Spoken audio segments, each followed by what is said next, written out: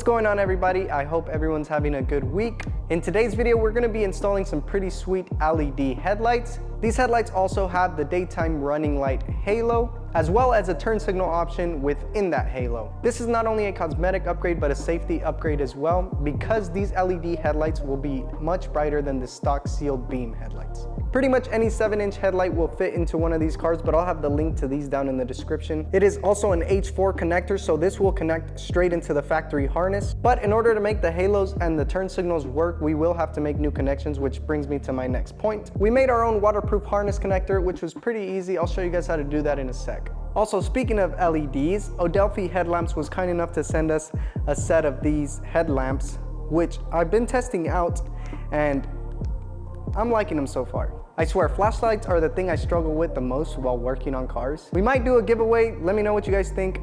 Anyway, let's get started. Okay, so before we start building the harness, I want to go over these connectors real quick. I know it might look complicated, but I promise you it's not. So to start off, we are using this three-wire connector right here. You can see it has a little gasket right here for waterproofing, and this just connects like that. Then we have our female pins right here, as well as our male pins. And then we have this little rubber insulator gasket that will further that waterproofing. So the headlight has two harnesses coming out of it. The one for the H4 connector, that's gonna hook up to the factory harness. And then we have this one for the halos. So in order to hook up our harness directly into the headlight, we need to cut off this connector. Don't worry, it's gonna be fine. Once we cut it, we will be greeted by 3 wires. The red wire is going to power our white halo, the yellow wire is going to be our turn signal, and the black wire is going to be our ground. Now that we have that noted, we can start making our harness. We're just gonna expose a bit of the wire. So starting off with the red one, we're gonna slip on our insulator, our waterproofing.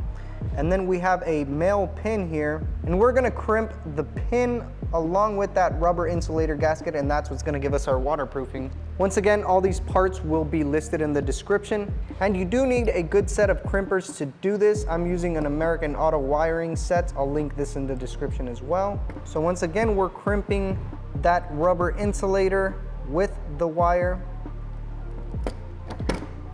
Okay, so now we have a waterproof connection, and then we're gonna crimp the actual wire part of it.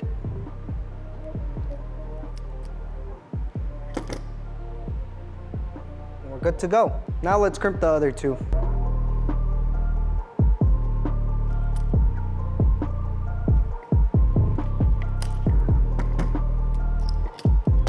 All right, all 3 are ready to be inserted into the connection plug. So right here we have one of our plugs.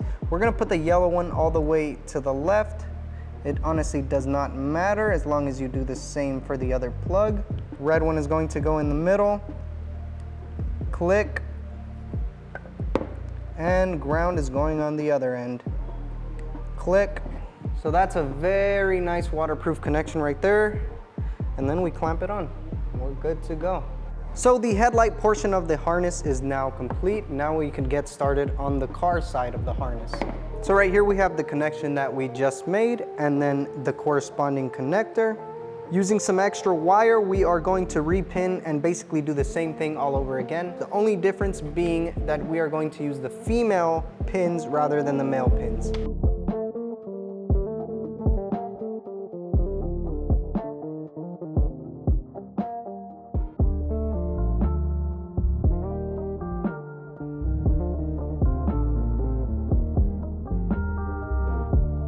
Cool beans, now we got all the wires pinned up.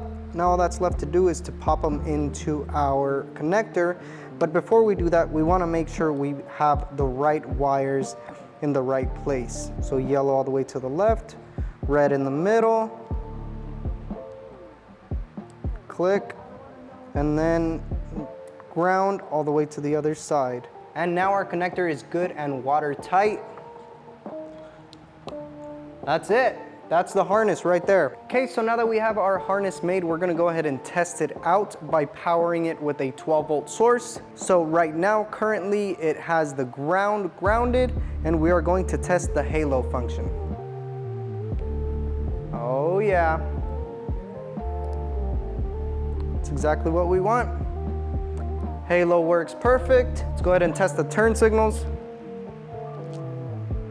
Hell yeah. Once again, the harness that we just made are going to power the halos and the turn signals. So there's a couple options when wiring the halo. You could have the halo on as a daytime running light, which means it'll run all the time. And for that, we will need to hook it up to a 12-volt ignition source, or you could hook it up to a manual toggle switch. But the owner wanted the halos to turn on with the parking lights, so that's how we're wiring it today. So taking a look at all these wires, we have the body harness here that has the headlight connector, the parking light connector, and the ground. But we're not gonna use any of these, so we're gonna put them to the side. So looking at these three wires, this is the pigtail that comes directly off of the parking light assembly. So this brown wire being the ground, this white wire is the turn signal wire, so this is the one that flashes on and off, and this black one being the parking light wire, which is activated by the light switch inside. There's a couple different ways we can take power from these wires. One being a T-tap, which basically splices into the wire and then you just connect it directly there.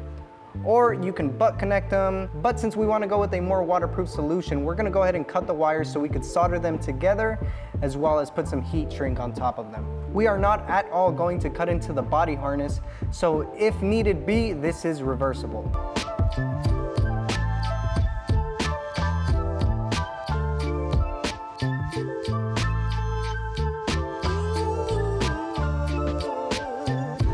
Okay, so our harness is now hardwired in. We have our shrink wrap over here. I'm still gonna put some electrical tape over all of this just so it could keep it bundled up.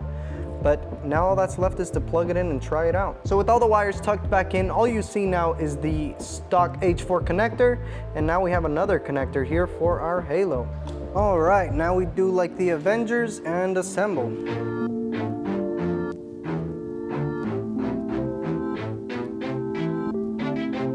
All right, now let's do a function test starting off with the halo. Ah, yeah, looking good. Okay, now let's do turn signal.